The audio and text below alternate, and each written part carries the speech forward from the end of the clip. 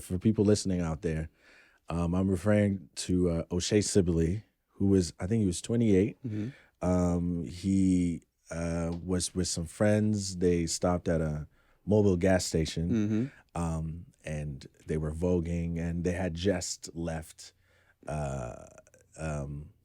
Beyonce's concert at MetLife, I think, right?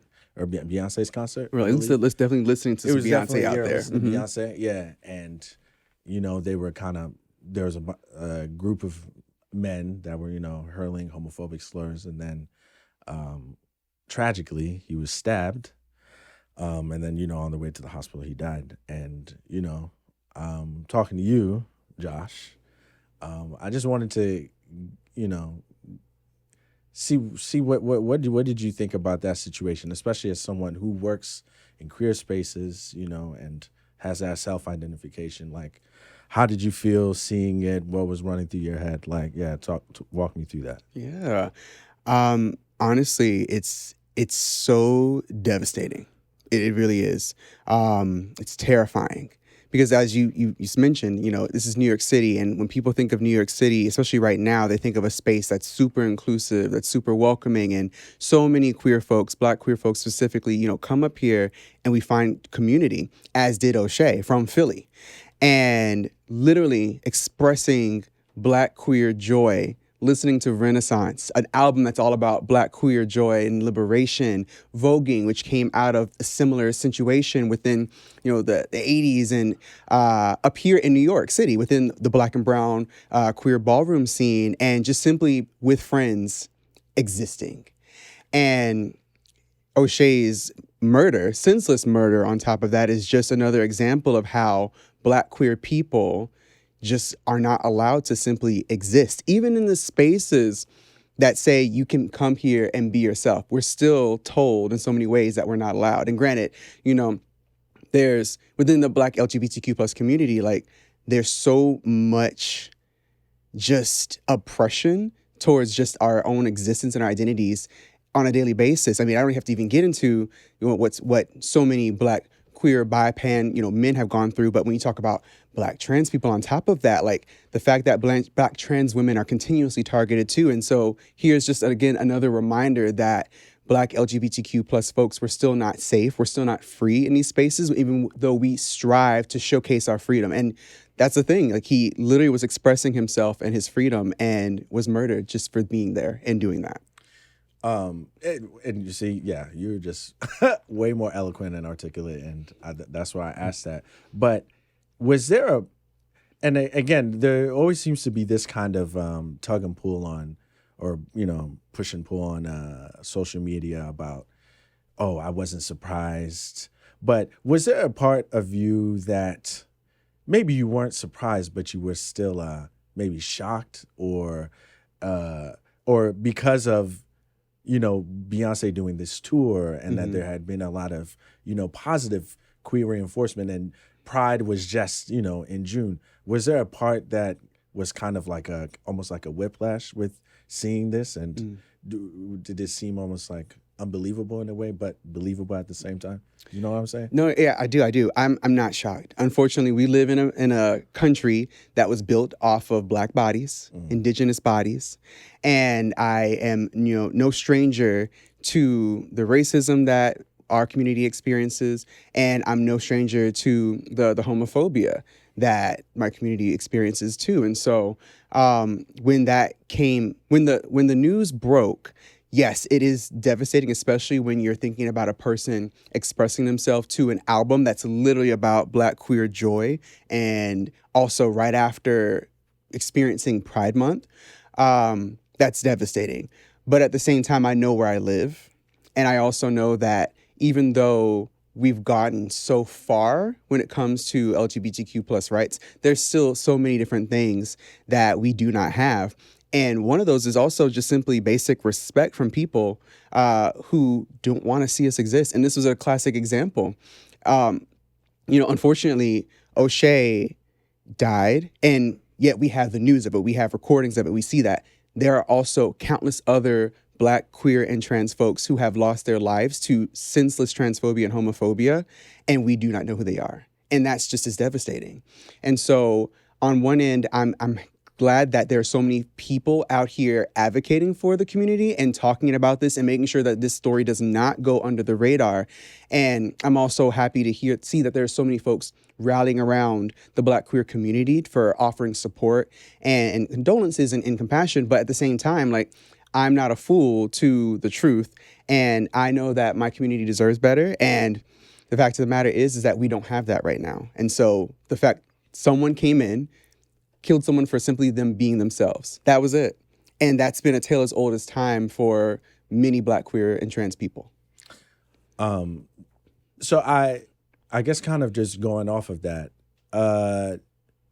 and because, you know, this is African time, and this is where it's very specific about people within the African diaspora, you know, including us Black people in America and, you know, elsewhere in the world. But I guess kind of my question is, like, you know, because you're an editor for Into, which is a digital space that celebrates queer identity and yes, and you know, and it's a beautiful thing. But I guess in what ways does this event did it reinforce, or did it almost galvanize, like, the work that you do and what you do around the queer community? And, like, how have you seen people, I guess, kind of you know, almost give each other a hug and, like, and rise up in, you know, in the face of, you know, just this virulent, horrible homophobia that happened? Yeah. No, completely. I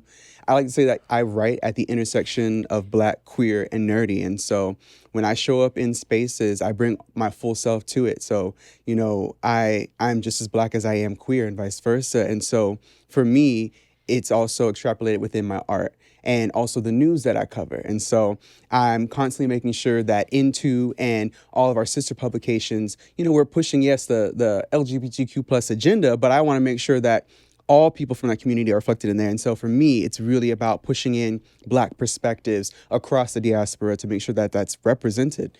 And for me, it's about making sure that's highlighted, making sure that our stories are told continuously in whatever capacity, whether it's through me or my contributors.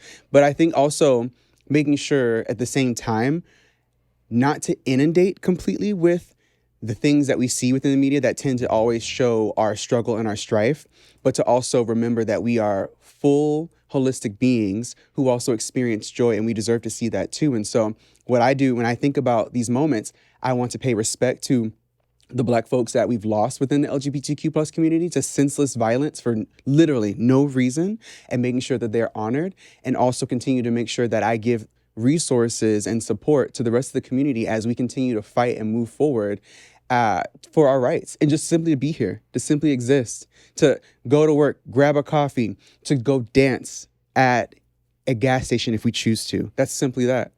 But so for me, it's really about making sure that those stories are curated and told, and that our stories and identities are honored with every piece that I put out there. Gotcha. Yeah. Wow. And I guess really my last thing that I want to ask is that, as someone who is not part of the queer community, right, but has friends such as yourself, that are That was good. you know, that are in the queer community, and God, I almost feel like a white person, like, oh my God, what can I do? But Let me tell you, Melissa. But what can I? But I mean, because there seems to be this kind of separation that happens when these, whether it happens to Black trans people, men and women, you know, when they are killed, and there almost seems to be this, like a separation instead of us all coming together. But I also know that sometimes, you know, people, you know, outside of the queer community, you know, and to be specific, Black people outside the queer community can almost try and supersede, or, like, you know, try and take space where they're not, where they don't need to be. Mm-hmm. So in your eyes, like, what is a way that people can be an ally but not in the as you said, Melissa way, like, and help out. You know what I'm saying? Shout out to all the Melissas out there. No, I think that one is simply to listen to us. It's not like we don't have platforms, it's that we are prevented from sharing our stories. So we create our own spaces for that. But like, talk to us. As simple as that. I mean, if you don't have one queer or trans friend, what is going on? You should ask yourself that. And that to me speaks volumes. And to me, it also tells me that you are closed off from experiences that are outside of your own that still exist within your racial community. Like, we're still Black. All Black lives matter. And that includes everyone within the LGBTQ plus community. And unfortunately, it's not reflected in the same way when we see people basically, not caring about our existences. Whether it's, us simply being out here and proud and loud about ourselves and happy about it, or the fact that they're killing us out here in the streets. And on top of that, we're still Black, so we're still dying from everything else on top of that. Let's just be real. Like, everything else that's happening to Black folks is happening to the queer and trans people who are also Black too. Word right there. So we're all there. So the thing is, one, talk to us. Listen to us, especially. Do not try to supersede, our experiences by injecting your own onto us, because if you're not queer, you're not trans, like, you don't know. So listen to us and let us tell you about what our experiences are. Another thing is, obviously I work within media. Consume our media. A lot of that tells our story. Sometimes it's funny, trashy, reality television, but it's still telling stories. Make sure to look at the good and the bad. And I mean the things that are talking about the one child who is struggling navigating living in a religious household while coming out, or watching documentaries about Black trans sex workers navigating life and trying to show that, this is our existence and that these are other elements to who we are as well. We're not just simply trans. We're not just simply sex workers. We are people. We're humans too. Like, check us out. And I mean, I'm also specifically referencing the movie Blackbird with Julian Walker and Monique. And then I'm also referencing Kokomo City, which was just a new documentary came out by filmmaker and producer D. Smith. Okay, like, these are all things. I need to write that down. And those are, two different, decades here and there. But these are just two examples of like media. Like, just look at us. Just listen to us. And I think that's just the first step. But also educate yourself. Don't expect every Black, queer, and trans person to be like, yeah, this is who I am. This is what I do. I like make my queer breakfast. I go out here and drink my queer drinks. Like, actually know that there are boundaries, but also educate yourself. Google is free, y'all. Yes. Google is not blocked here in the States and all the other places too. So, take that time to just do that research, read about us. Let's look at our work. There's so many great queer writers out there. And not even just the old greats, like you're thinking about James Baldwin, you're thinking about Zori, you're thinking about Langston, it's iffy. But you're also, thinking about like the other people, like Michael Arsenault, and I'm thinking about George M. Johnson, all these wonderful folks who are sitting here telling stories that need to be told, and they're at your disposal at your local library. If you got the funds, put it on a Kindle, go out there, buy the book, support them and support those local books, the local bookstores too, but like, again, like, just listen to us, educate yourself on our stories, talk to us, and just learn. I feel like that's the bare minimum. And then the more you like actually connect with us, the more you actually understand who we are. I'm not expecting anyone to just do that so that way they can just approve my humanity. My humanity is here, period, without you talk that talk, boy. Without you trying to understand any of that. But what I do expect is for you to respect me. And so one part of respecting someone is to actually learn about them. That's it. And I mean, I feel like that's, of course, and is not always just education or that kind of thing, but these are the kind of things that I'm afraid is that we as a culture and as a country and maybe the world really is kind of getting away from that, and we're seeing all the horrible things that are happening in Florida but really around the U.S., especially when it comes to like CRT and all that nonsense and all these backtracking and I realize that people, make the jokes, whatever they may be. And, there's plenty of stuff in media that even though it's not explicit. There's definitely undertones or implicit, suggestions of homophobia or something like that. And just O'Shea, unfortunately, tragically, had to be a very real world example of what those messages can eventually turn out to be. And it's a fucking shame that had to happen. So yeah, it's a shame that we even have to talk about it because, the fact is that we're still not able to be ourselves and we're still not free, even though we strive to do it every single day. And yet someone's still going to stop us. I mean, in this country alone, there's almost 500 different anti-LGBTQ bills circulating within the United States now. The ACLU tracks it. You can literally go on their website. They have a map tracker. You can see exactly where they're coming from each state. And it's a shame. The last time I checked, it was actually specifically 492. And that's wild. And a lot of them are targeting LGBTQ youth.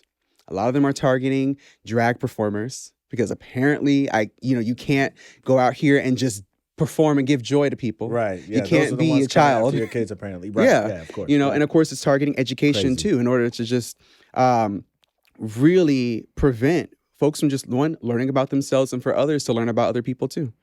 It's as simple as that. And it's a shame that, we even have to talk about this, but I will keep talking about it until it's not there anymore. Right. Rest in power. Mm-hmm. O'Shea Rest in Sibley. power.